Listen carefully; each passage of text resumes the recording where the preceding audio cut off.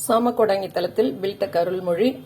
இப்போ உளுந்து புட்டு நிறைய பார்த்துருப்பீங்க. அதில் உளுந்து புட்டு எப்படி செய்யறது அப்படின்னு பார்க்க போகிறோம்.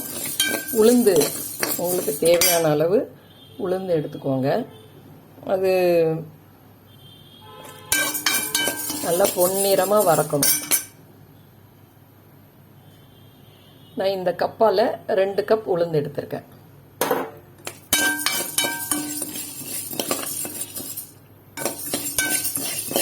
பாருங்க, நல்லா தெரியுதா? நல்லா பொன்னிறமா இது போல பொன்னிறமா வறுத்துக்கணும். இந்த கருகெல்லாம் இல்லாம நல்லா பொன்னிறமா படப்படப்படன்னு பொரிஞ்சு வரும். இப்படி பொன்னிறமா வறுத்துக்கிட்டு பொன்னிறமா வறுத்தாச்சு. இந்த வீடியோக்கு மாற்றி கொட்டுறது இந்த கருப்பாக இருக்குல்ல, கொஞ்சம் நல்லா ஆறுனது வேற பிளேட்டுக்கு இப்போ மாற்றிட்டோம். ஆறுன கருப்பை மட்டும் எடுத்துடலாம். இப்போ அந்த வறுத்த உளுந்து ஆறிட்டு இருக்கட்டும்.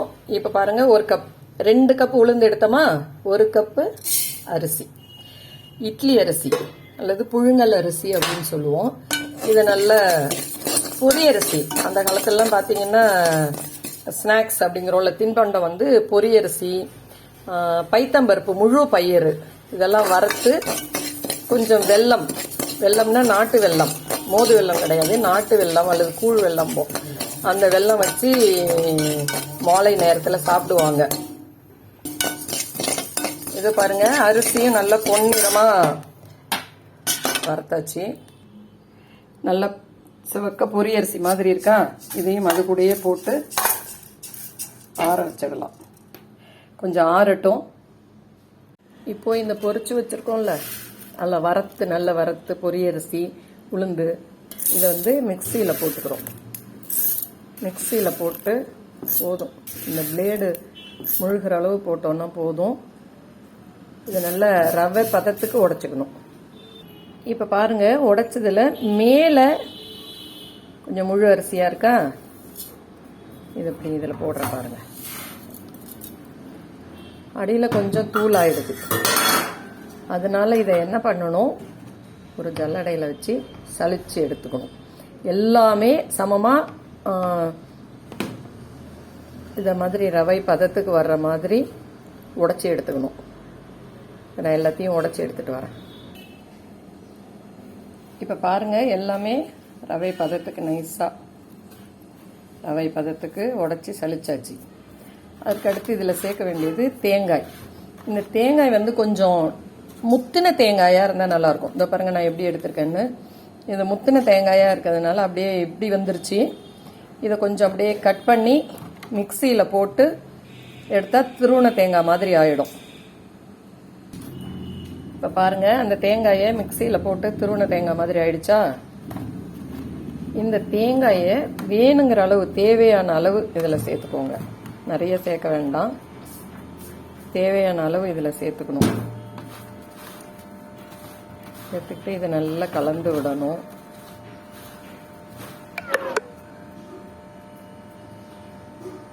இன்னும் கொஞ்சம் தேங்காய் போட்டுப்போம். தேங்காய் கொஞ்சம் நல்லா நிறைய இருந்தால் நல்லது, நல்ல ருசியாக இருக்கும். வயிறு புண்ணில் இருந்து ஆற்றிடும். இந்த உளுந்து வந்து நார்ச்சத்து மிக்கது, எலும்புக்கு வலு சேர்க்கக்கூடியது. இந்த தேங்காயும் ரொம்ப நல்லது. அதனால தேங்காய் இன்னும் அதிகமாக இருந்தால் சம அளவு இருக்கலாம். இவ்வளோ இருக்கா நமக்கு, 2 கப் உளுந்து, 1 கப் அரிசி வறுத்து பிடிச்சிருக்கோம். அதில் இவ்வளோ இருக்குன்னா இதே அளவு சம அளவுக்கு தேங்காய் இருக்கலாம், அப்போ நல்லா இருக்கும். அதன் பிறகு ஏலக்காய், ஒரு 4 ஏலக்காய் பொடிச்சு அந்த தூள். நான் ஏற்கனவே ஏலக்காயை வந்து எப்போவுமே இதோ பாருங்க, பாட்டிலில் ஏலக்காய், நல்ல ஏலக்காயை நல்லா காய வச்சு அதை வந்து இப்போ ஏலக்காய் போட்டாச்சு. அதுக்கடுத்து வெல்லம். புட்டு அப்படின்னாலே எப்போவுமே வெல்லம் தான் ரொம்ப நல்லா இருக்கும். இதை பாருங்க, இதுதான் நாட்டு வெல்லம் சொல்லுவோம், அல்லது கூழ் வெல்லம் அப்படின்னு சொல்லுவாங்க. மோது வெல்லம் அவ்வளோ நல்லா இருக்காது. இந்த வெல்லம் வந்து ரொம்ப நல்லா இருக்கும். இப்போ நிறைய சாக்லேட்லாம் வாங்கி சாப்பிட்றோம்ல, அந்த காலத்தில் பார்த்தீங்கன்னா இதுதான் சாக்லேட்.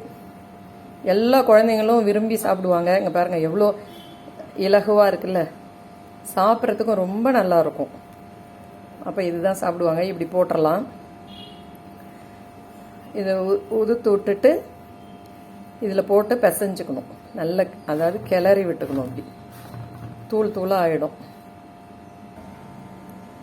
இவ்வளோ வெல்லம் போதும். இதையும் கூட மிக்சியில் போட்டு அப்படியே ஒரே ஒரு சுற்றிட்டு வந்துட்டோன்னா தூள் ஆகிடும். ஒரே ஒரு சுத்து தான். திரும்ப நிறைய சுற்று விட்டீங்க அப்படின்னா அது மீண்டும் உருண்டையாகவே போயிடும். இதில் இப்போ லேசாக தண்ணி அப்படியே தெளித்து விடுங்க. தண்ணியை தெளித்து விட்டு, சுடு தண்ணி வேண்டாம், பச்சை தண்ணியே போதும் இதுக்கு. ஏன்னா நம்ம திரும்ப வேக வைக்க போகிறோம் இல்லையா, அதனால பச்சை தண்ணியே போதும். இந்த முறம் பாருங்கள் எவ்வளோ பெருசு இருக்குது. எங்கள் பாட்டி எனக்கு வாங்கி கொடுத்தது. எது செய்யணுன்னாலும் இதில் செஞ்சுக்கலாம், ஒரே தடவையில் காய் அரிஞ்சு வச்சுக்கலாம், எல்லாம் வச்சுக்கலான்னு கொடுத்தது. இதை பிசைஞ்சிட்டு வரேன். அவ்வளோதான், நல்லா கிளறி விட்டாச்சு. இப்போ இது மொறுமொறுப்பாக வேணும், நல்லா மொறுமொறுன்னு சாப்பிட எனக்கு பிடிக்கும் அப்படின்னா இப்படியே சாப்பிட்டுக்கலாம். இப்படியே இது ஒரு பவுலில் எடுத்து வச்சு இந்த மாதிரி ஒரு சின்ன கிண்ணத்தில் எடுத்து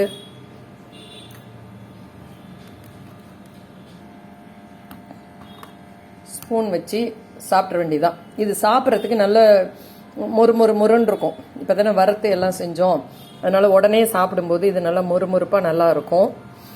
இது இல்லாமல் ரொம்ப சாஃப்டாக வேணும் எனக்கு அப்படின்னு நீங்கள் நினச்சிங்க அப்படின்னா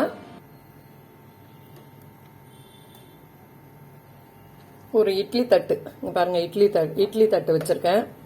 அந்த இட்லி தட்டில் இதை எடுத்து வைங்க.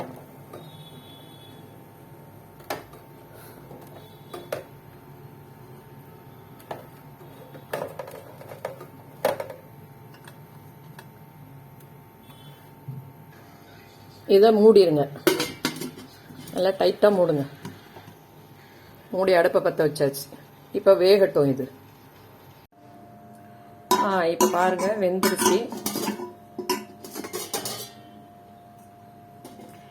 ஆவி தான் நல்ல ருசியும் மனமுமா இருக்கு. ரொம்ப அருமையாக இருக்கு. அதோட ஆவி வர்ற அந்த வாசனையே ரொம்ப ரொம்ப ரொம்ப நல்லா இருக்கு. இதை எடுத்து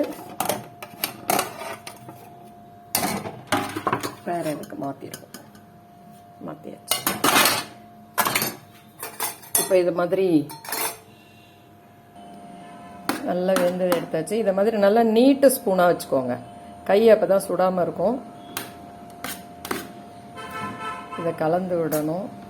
நல்லா வெந்திருக்கான பார்த்தீங்களா, இப்படி திருச்சி வருதுல்ல, நல்லா இப்படி அழுத்தமாக அப்படின்னாலே நல்லா வெந்துருச்சுன்னு அர்த்தம். இதை காலையில் நம்ம டிஃபன் பண்ணும்போது அல்லது சமையல் பண்ணும்போதே செஞ்சிடலாம். ரொம்ப ரொம்ப ஈஸி. உளுந்து எடுத்து வறுத்து வச்சுக்கிறது, அரிசி எடுத்து வறுத்து வச்சுக்கிறது, ஒரு இட்லி ஊற்றும் போது, உப்புமா கிண்டும் போது, தோசை சுடும்போது அப்படியே பக்கத்து அடுப்பில் வறுத்துட்டு ஆற போட்டுறது. அப்புறம் சட்னி அரைக்கிறது. சட்னி அரைச்சி முடிச்சுட்டு இதை சலிச்சு எடுத்துடுறது. அதன் பிறகு வேற என்ன, தேங்காய் சட்னி அரைச்சோன்னா அந்த தேங்காய் கூடயே இதையும் சேர்த்து திருகி வச்சிடலாம். அந்த தேங்காய், ஏலக்காய், இதில் போடக்கூடிய பொருட்களும் ஒன்றும் இல்லை. உளுந்து, புழுங்கல் அரிசி ரெண்டையும் வறுத்து எடுத்துக்கணும். அப்படியே அதை பொடிச்சு சலிச்சுக்கணும். தேங்காய் திருவி போட்டுறணும். வேணும்னா நம்ம முறப்பாக வேணும்னா அப்படியே சாப்பிட்றலாம். நல்லா நம்மளுக்கு சாஃப்டாக வேணும், அது எனக்கு பிடிக்கும் அப்படின்னா இதை மாதிரி ஆவியில் வேக வச்சு ஒரு ஈடோ 2 ஈடோ இட்லி ஊற்றி முடிச்ச உடனே இதை வேக வச்சு எடுத்து வச்சுட்டிங்கன்னா, நான் இப்போ வீடியோ பண்ணுறதுக்காக இதை தனியாக செஞ்சேன். நான் ஒவ்வொரு நாளுமே இதே மாதிரி ஒரு சைடு டிஷ் செய்யும்போது, சமையல் செய்யும் போதே அல்லது காலை உணவு டிஃபன் செய்யும்போது அல்லது கூழ் செய்யும்போது சேர்த்து செஞ்சிருவேன். உடம்புக்கு நல்ல அருமையான ஒரு உளுந்து புட்டு உங்களுக்கு கிடைச்சிருக்கு. அறிவு வாசல் திறக்கட்டும், அன்பும் அருளும் பெருகட்டும்.